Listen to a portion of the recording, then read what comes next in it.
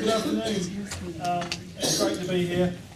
And firstly, I'd like to thank Nuffield Australia for inviting us over to your very well organised and fantastic conference. We do feel lucky to be here, and Jim, Nicola and everyone else involved, I appreciate all the work you've done, and you really made us feel welcome, so thank you very much.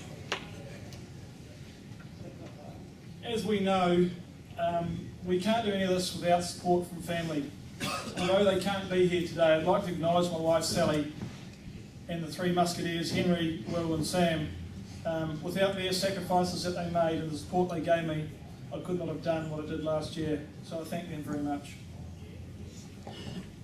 Right, I was living in the UK for 4 years, and I got back home in 1994, full-time farming on the east coast of New Zealand, about 2 hours south of Christchurch on the Canterbury Plains. We have a irrigated arable farm of around 800 hectares with around 26-inch rainfall. It's quite interesting listening this morning to two speakers talking about diversifying and then specialising, and we're probably at the diversified end, and maybe too much so. We do grow a wide range of crops. We grow carrots for a huge Japanese juicing company. We grow potatoes from McCain and Bluebird Foods for potato chips. We also grow ryegrass, maize, brassicas, and a range of cereals. We have sheep and cattle on the farm, but as it stands, the numbers of sheep especially are dwindling. They're a little bit like the Siberian tiger, they're an endangered species actually. They're about to go on the farm, I think. And the reason for that is just land prices in New Zealand have gone crazy. We had a neighbour sell some land recently for around $34,000 Australian a hectare, so the sheep just weren't paying their way. So latterly we've got involved in dairy farming, and that's obviously all the noises in New Zealand farming is dairying. They're doing very well, those guys, and we thought we need exposure to that industry. And so today we have 2 dairy farms we are involved in with equity partners. Also, we do run some related businesses. We have 3 sort of complementary businesses to our farming operation. We run a carrot washing business with a neighbour. We also run a potato seed modification business where we import tissue culture out of Scotland and multiply seed lines up and sell them to clients like McCain's. And finally, we have a potato storage company, which is based on the farm but run as a separate company, just so I can get a better handle of whether it's paying its way and trying to pay off the building, I suppose. My topic is around new technologies in arable farming. We hear a lot in the media about 9 billion people, and Linda touched on it, by 2050. We don't hear a lot about how we're going to feed all these people, or who's going to do it, or who's responsible for it. So it got me thinking, as a farmer, I suppose we have to take some responsibility for trying to produce more food than we're doing at the moment. Ironically, when I applied for my Nuffield scholarship 2 years ago, the very day of my interview was the official day the world clicked over 7 billion people. Why do we need I think new technologies will be the answer, and why do we need them? Well, as I touched on, population growth is the main reason. Demographers tell us that the world population is increasing by 160,000 people every day. That's 1 million people a week, and then 1 million people next week, and 1 million people the following week, and the following week. I think you get the picture, but it's a lot of people.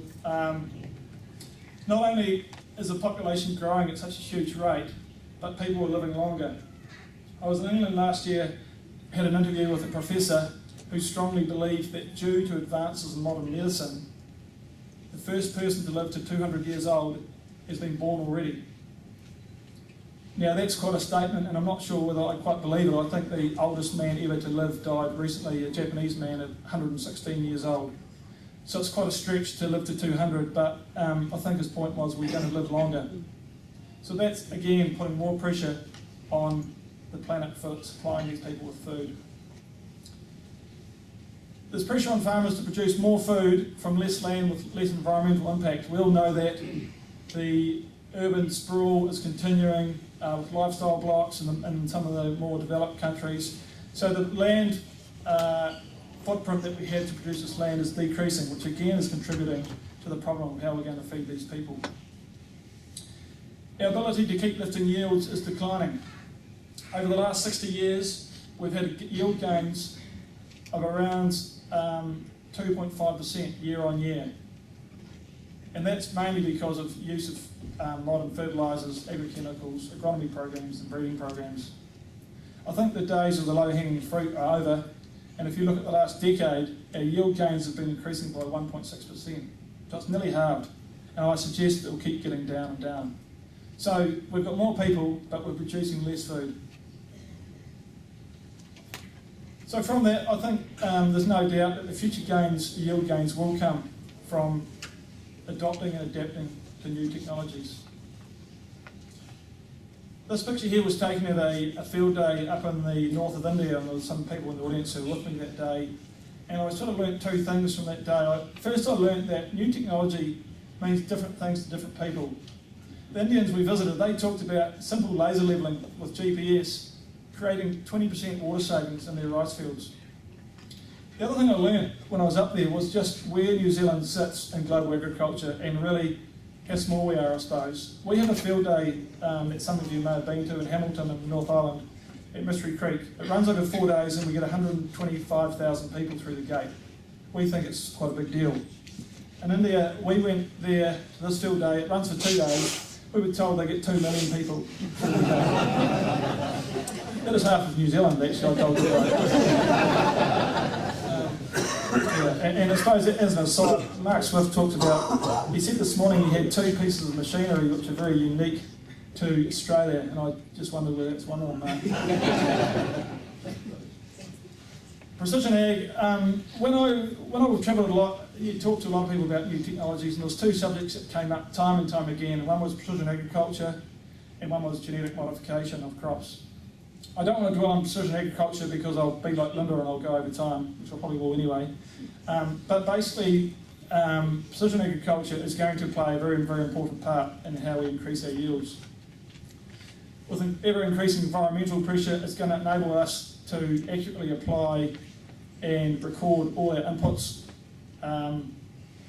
In the past, it's been very complex and expensive, but as you're starting to see, the costs are coming down and they're becoming more and more easier to use, and so farmer uptake is increasing all the time, to such a point where I believe at some stage nearly all the farmers in the world will be using some sort of precision agriculture.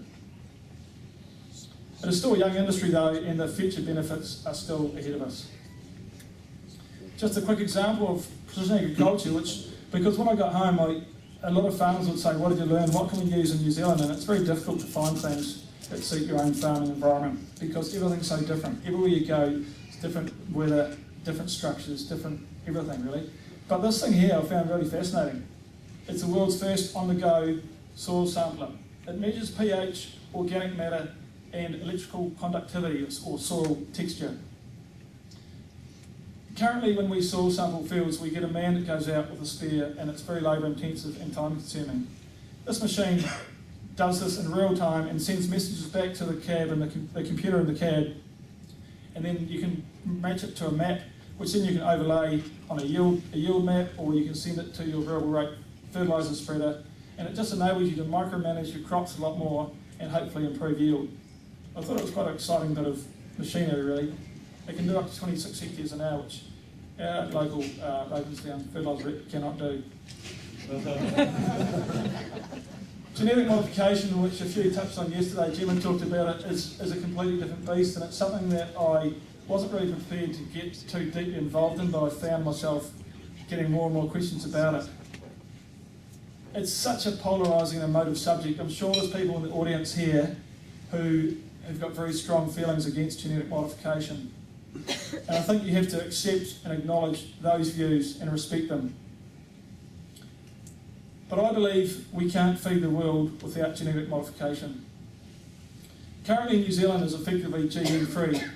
We have a policy that we are going to be able to feed the non-GM food consumers of the world. There'll be a premium, there'll be a niche market, and as the rest of the world uptakes the GM technology, we'll be able to position ourselves as a small niche producer of non-GM food. My problem with that strategy is that I believe in the last couple of years I've seen consumer opinions soften quite a lot, and I believe that eventually genetically modified food and conventional food, that line between them will become very fine, if not disappear. And when New Zealand set itself up as a producer of GM-free food, we may find that that market shrinks, the premiums disappear, and we're left a bit high and dry and a competitive disadvantage from our competitors that have really adopted this GM technology. And the other part to that is there's a real lag between when you invest and do the research and when you can actually start producing some of these things, and it might be 10 years. So we really have to start producing and looking at some of the things now. As we know, GM is a powerful tool, and I think could bring many benefits to the future. New Zealand should treat GM like any other new technology. Keep an open mind, invest in the necessary research, and proceed carefully. Not stick your head in the sand and ignore it and hope it goes away, because it's not. But saying that, we do need to be aware of our markets, both domestic and international, and also be aware of consumer opinions. One example of GM, and I don't want to dwell on this too long either because I know time's ticking on, but when I was in England, I visited Rothamsted Research, which were running, they had a wheat crop which had a peppermint gene bred into it, which produced an alarm pheromone that scared away aphids. In a conventional wheat crop, an aphid will fly along carrying a virus, land in your wheat crop, and decrease yield from aphids entering your crop. And what happens if, when you get nature takes over and you get predators like a parasitic wasp attacking an aphid, it gives off an alarm pheromone, a smell, and other aphids will fly along and smell this and they'll say danger and they won't land in your crop. This peppermint gene in the wheat plant replicates this alarm pheromone completely. So what they're finding, and they've had a field trial and a lab trial, is that if this is successful, you can grow a wheat crop without using any insecticides. So automatically your benefits are financial to a farmer, but also environmental. Without insecticides, I mean, someone talked yesterday about bee populations are decreasing. How much of the problem of bees decreasing is from misuse of insecticides? Maybe quite a lot. So it can only be a good thing if we don't need to put insecticides on a wheat crop. Quite exciting stuff. With genetic modification, it's such a cloudy area, and I spent a lot of time trying to decipher whether it's good, bad. I went away with quite open-minded, and I had really no formed opinion on it. But it's such a difficult thing to get a grip on. There's so much information out there. On one hand, you've got people saying it's going to ruin the earth and it's poison and don't go near it. On the other hand, you've got people saying it's safe and there's nothing wrong with it and we should all be having GM food. So there's a real range of opinion. But I believe we should focus on the evidence and not the beliefs.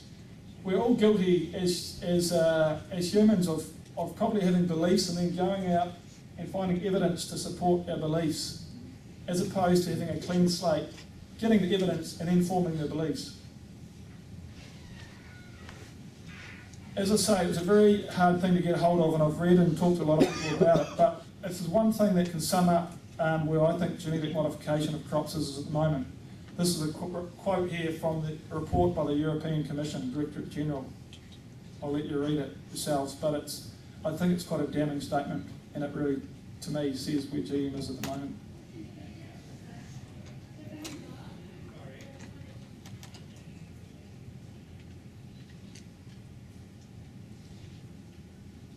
We talked about evidence and beliefs, and there's a man in England who Mark Swift touched on briefly this morning, who quoted a guy, Mark Linus. He's quite unusual actually, because he's a man who's admitted he was wrong and changed his opinion, which is not that common in New Zealand. He was a guy in the 90s who really pioneered the anti-GM movement. He was very vocal about how bad it was. He wrote a lot of media letters to the papers, wrote articles, was on TV in England. He was one of the lead anti-GM protesters and started that whole wave of anti-genetically modified crops. Over the next decade, he started to read and learn more about it. And what he's done is he's completely done a U-turn. He's admitted he was wrong, and now he's quite a supporter of genetically modified foods. You can read the quote yourself, but what he's saying, he came out at the, well, the wrong phrase, but he came out at the Oxford Farming Conference in England. I don't don't think he's a gay man either.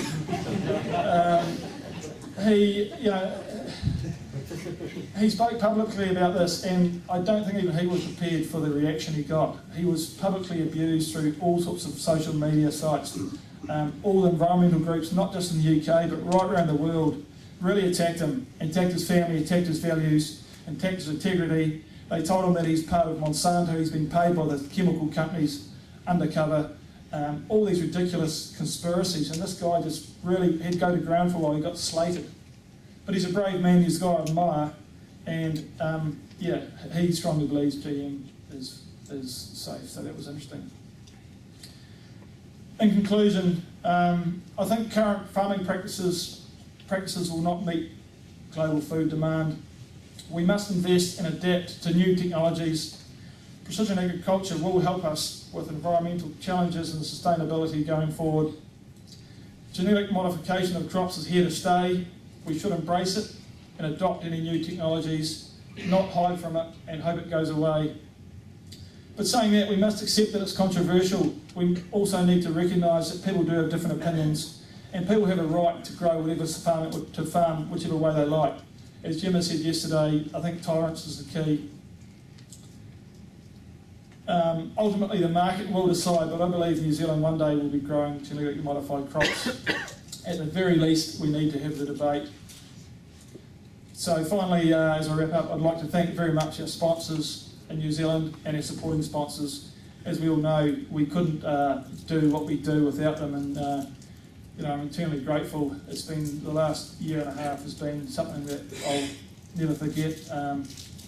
The friendships I've made have been pretty special, and I know they'll be with me for life.